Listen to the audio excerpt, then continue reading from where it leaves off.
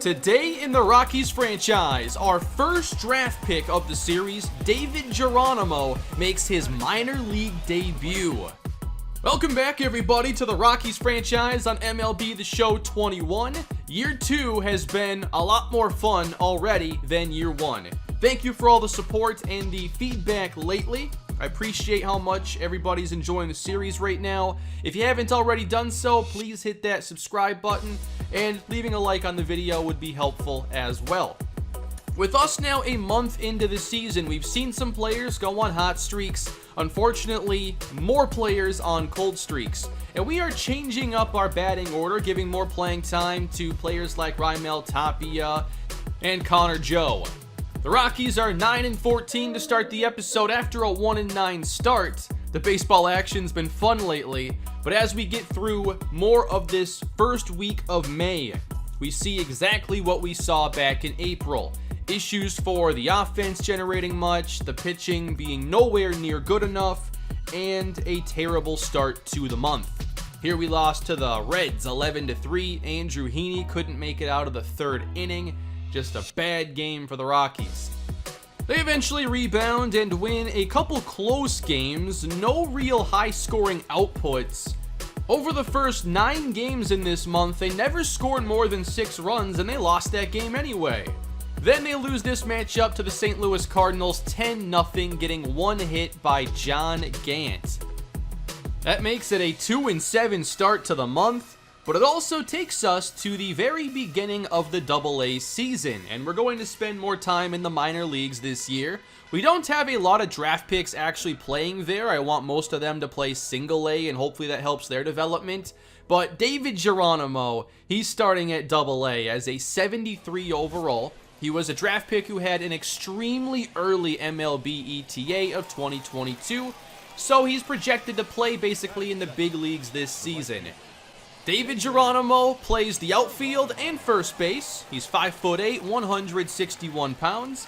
He hits with this closed stance and really crowds the plate, unlike anybody I've been hitting with in this game. And on the very first professional pitch he sees, that is drilled out to left center field, and David Geronimo is aboard with the stand-up double. Geronimo should dominate at AA, and if he does, he'll be up at AAA before too long. We fully scouted him last year and made him our first pick of the entire series. And on the 20-80 scale, where 80 is the best, 20 is the worst, he was rated basically a 70 overall prospect with 80 potential. He ended up with an 86 potential rating, which gives him a pretty good ceiling to have a good MLB career. I think he's going to be one of our outfielders of the future along with Zach Veen. So that's the expectation. He can also play first base. Now, his ratings already are in a really nice spot. You could consider just playing with him at the major league level right now, but I'm focused on development. Still want to see him get better than 73 overall, and maybe dominating for a little bit in the minor leagues will help him get there. His first professional game here, we get 2 doubles, one of them an RBI, and then closing out the game, turning on a changeup up in the zone and almost goes yard. But a 2-for-5 debut with 2 doubles is a really solid debut for David Geronimo. We're going to keep up with him throughout the season, but just know that he is a power over contact hitter, doesn't have bad contact, and he's not a great fielder right now. So I'm excited to see how his season unfolds. He should be at the big league level before too long. And this team could certainly use a boost right now as we drop another game against the St. Louis Cardinals. And the team is just not hitting for a good average. So many players with cold streaks. This is such a volatile offense. We certainly have power. We have the potential to be really good. But we're not getting on base consistently enough, and we basically have to turn games into home run derbies if we want to win. I knew we'd be pretty volatile, but I thought we'd have some better averages on the team, and maybe that'll change over time. I mean, we just played a bunch of games against the Dodgers and their great pitching staff. So let's get into this matchup. This is the Rockies trying to avoid the sweep in St. Louis. Sam Hilliard gets a great pitch to drive and drives it all the way into shallow right for a pop-out. Then Miles Michaelis facing Javi Baez, 1-1. This one's drilled out to left center. It's carrying back at the wall and it's gone. That's how this team has to score. Javi Baez, 7th home run of the season. Of all the players who have been below expectation, I think Javi has been right at expectation. Not exceeding, but lower average, plenty of power. We'll take it. Ryan McMahon, his season hasn't gone how we had hoped, and really, ever since he got hurt back in year 1, he hasn't been the high-level hitter. But he comes through with a nice double the other way. Michael is leaving a lot over the plate in this first inning, but Josh Fuentes strikes out chasing ball 4 to end the first. On the mound for Colorado, we have German Marquez once again, 0-2 on the season, 3.31 ERA, a 1.22 whip. The numbers are so much better than spring training. Harrison Bader, full count, and Marquez misses outside with the 97-mile-per-hour fastball.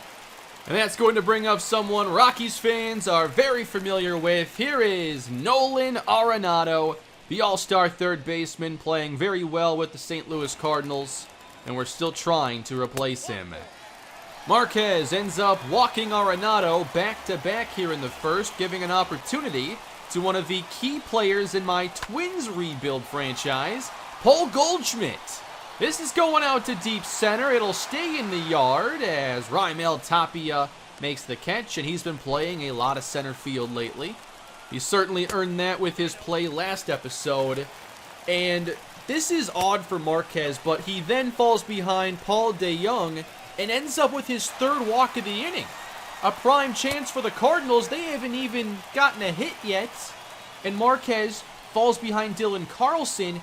17 balls to 8 strikes. 3-2. Walking in a run. The Cardinals don't even have to take the bat off their shoulders to tie the game. How do you replace a Hall of Fame catcher like Yadier Molina? With Buster Posey in the offseason. That's what the Cardinals did after year 1. Posey right center, clearing the bases. First hit of the inning, and just like that, 4-1 St. Louis. This is not like German Marquez whatsoever. Things settle down after that as Arenado grounds out to his cousin, Josh Fuentes, over at third base. Marquez makes it through the second, still 4-1 St. Louis as we go top 3.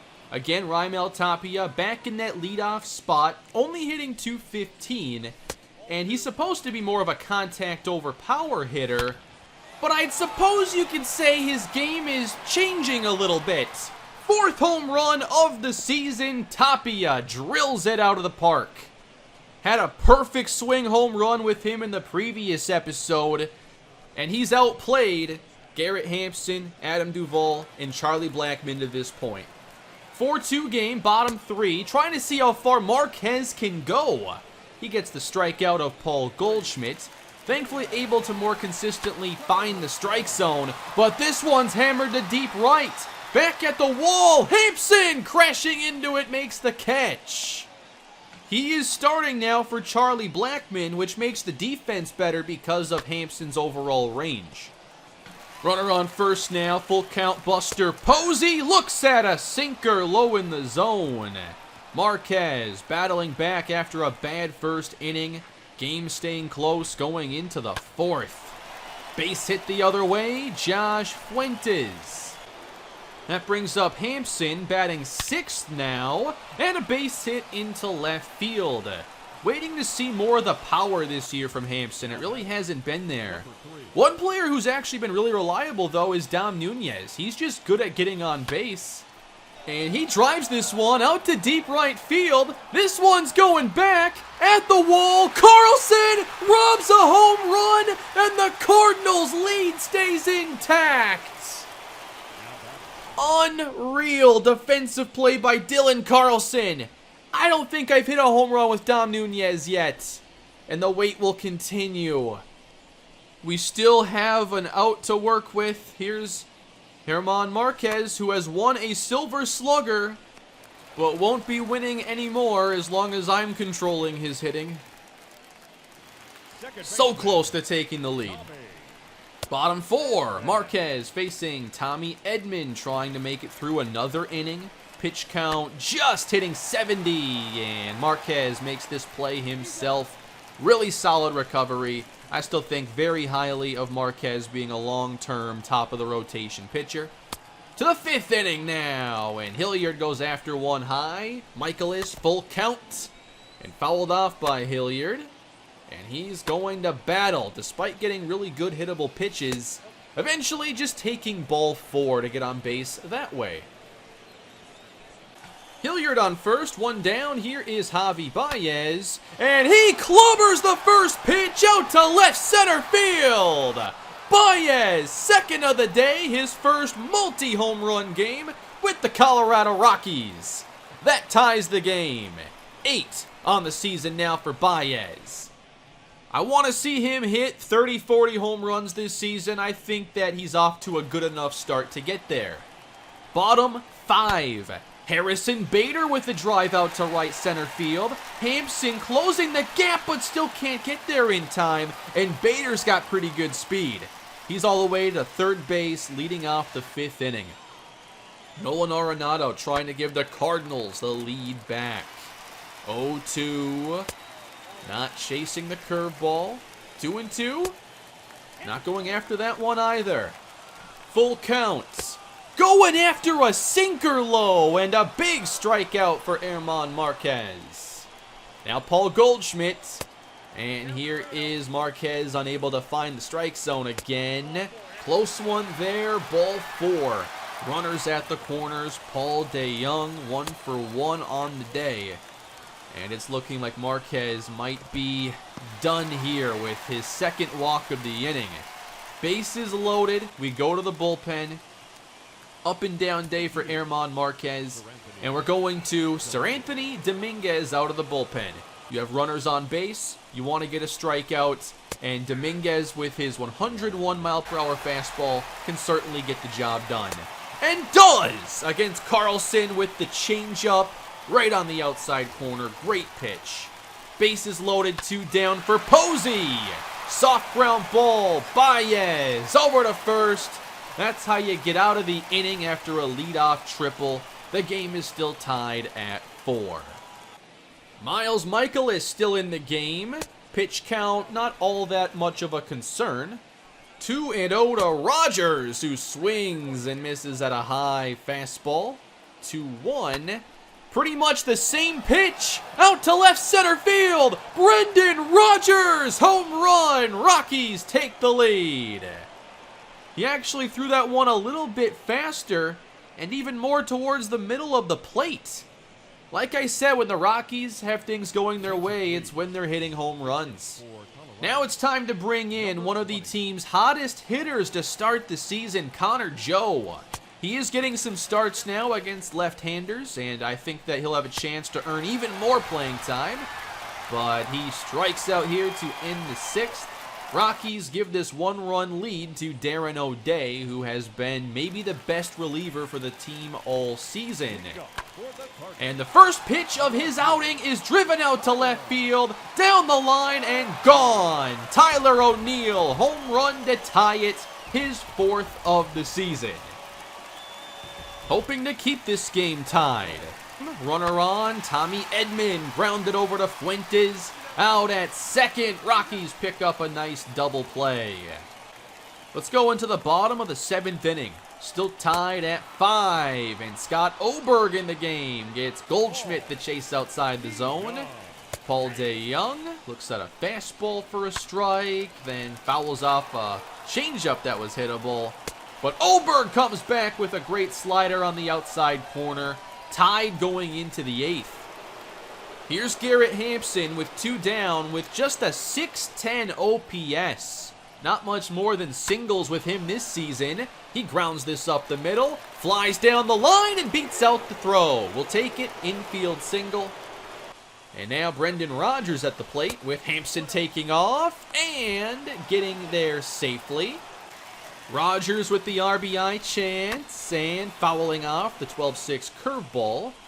Facing Alex Reyes, and he strikes out. Really good slider.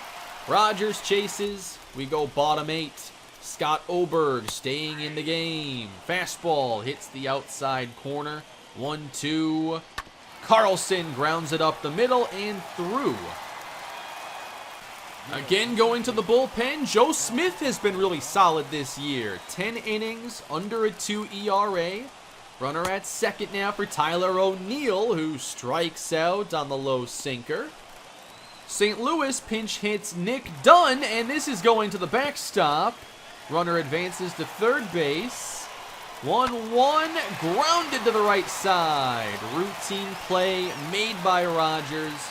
We head into the ninth, still tied. Here's Adam Duvall coming off the bench. He does have that first home run of the season, and the average is up to 160. Tries to turn on this one, and perhaps just missed it. Caught out in left center field. 2 down, Raimel Tapia facing Tyler Webb. And this one's out to left center in about the same spot. Same result. And we go to the ninth, hoping to avoid a walk-off sweep. Michael Givens had his first bad appearance of the season last episode, and he does have a blown save now. I'm not really worried about it yet. This one's lined into center. Tapia lost it there for a moment, but finds it. Harrison Bader, 0-2. How about a cold third strike? Top of the zone. That's a strike. Nolan Aronado. And we're not exactly going to be attacking him as our focus, so we're content with Arenado drawing the walk, but Paul Goldschmidt hits behind him. He's pretty good too. Nice fastball from Givens on the outside corner. Comes back to the top corner. 2-2. Goldschmidt strikes out, and we have extra innings in the Rockies franchise again. So, of course, extra inning rule, runner on second base. We start the 10th with Sam Hilliard.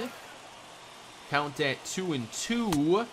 Not chasing the changeup. Full count. And another good changeup. Hilliard, strike 3. Javi Baez, already gone yard twice. This one is tapped up the line. Basically a swinging bunt, and Baez reaches first, infield single. Tapia moves to third base. Now a chance for Ryan McMahon. Baez takes off for second. That draws the throw. Tapia delayed, leaves third base, tries to get back, and is thrown out. That didn't play out how I thought it was going to. I was hoping they'd throw it to second and we could go home, but I totally messed that up. They intentionally walk McMahon, and then Fuentes up the middle. Baez around third base. We will get a run after all. But you'd love to go up 2 in this situation. 6-5 Rockies. We at least get the 1. Trying to get more. Here's Garrett Hampson, 0-2. Strike 3 on the changeup. And we're going bottom 10, hoping the 1 was enough. Michael Givens stays in the game for a second inning. Paul DeYoung chasing a slider, falling behind 0-2. Givens, strike 3. Big first out. Ben Ruda in the game, hitting 176. Skied into shallow left. Fuentes ranging under it for out number 2. And now it all comes down to Tyler O'Neill, because I just rather not face Buster Posey. I know O'Neill has gone yard, but Posey hits for more contact. He worries me more than Tyler O'Neill. Let's see how this goes for the Rockies. 1-1 from Givens. O'Neill skies it in right center. Hampson under it. Rockies win the game and avoid the sweep. It almost messed everything up at the very end. But we get the win, hit a few home runs. This is what it's taking right now for us to get W's. And until we get some players bouncing out of these cold streaks and hitting for more average, more runners on base, this is unfortunately going to be the winning formula. Without a doubt, though, this team is better than year 1. So much more resilient. We go down 4-0 in the first, or 4-1. It's not over. We get home runs to get back into it, get some quality bullpen pitching. Marquez at least gets through 4 and change. So there's still a long way to go for this team, but I think you can definitely see the progress. I just hope that we can break out of this slump here and start to hit a bit better, because 28th in average is just really low and a lot lower than I thought it would be. We have good power top to bottom in this order. A lot of guys who I think are at least 20 home run hitters. But if we can't even have like 2 or 3 250 hitters, it's just going to be frustrating. Our pitching isn't good enough to win with an offense that inconsistent.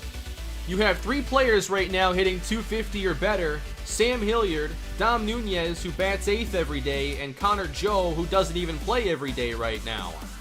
There are some players I could look to play a little bit less, like Garrett Hampson. Wouldn't be the worst player to have coming off the bench for a little while, although I'd like for him to play every day. The pitching is showing some promising things as well. We've had some great starts from John Gray already. I'm impressed with the bullpen. I think we have like 3 or 4 players that I really trust to get outs. I think Chichi Gonzalez as that 5th starter. We might be looking at somebody down at AAA to make a couple starts here soon. And now with the season unfolding a bit more, we can check on some of the stats. Elijah Diori at catcher, really interested in what he's doing already. No one really exceeding expectations as far as the position players, but we have Derek Rodriguez playing well, Brandon Gold, Antonio Santos. Unfortunately, Santos has D potential. You'd like to see that, of course, get to at least a C. But I think we could definitely look at calling up one of these pitchers soon. And down at AA, they're only 4 games into the year, so there's not a whole lot to talk about. AA starts their season a lot later than the other leagues. But I think that between David Geronimo and Touki Toussaint, we'll have some key storylines from down there. Toussaint pitched opening day for AA, went 5 innings, gave up a handful of runs, wasn't a great outing. We're going to be extremely patient with him down there. But the AA Yard Goats are 3-0. The AAA team right now is in first place. I think the organization as a whole is in a better spot here in year 2 compared to year 1. And hopefully we find some more success stories to come out of year 2. But leave your thoughts down below in the comment section. How are you enjoying Season 2 so far? And what would you like to see in upcoming episodes? I'm just looking for interesting storylines and things to do in these videos. I like mixing in some of the player lock stuff with the minor leagues. It's a really good way of getting that into the episodes without spending a lot of extra time on them. So leave your thoughts down below in the comment section, and more episodes will be coming your way soon. I hope to get to a Rockies stream over the weekend for some more extra gameplay. Make sure you're subscribed if you want to be a part of those. That's it for today, everybody. Hope you enjoyed the action. I'll see you next time. Have a great day.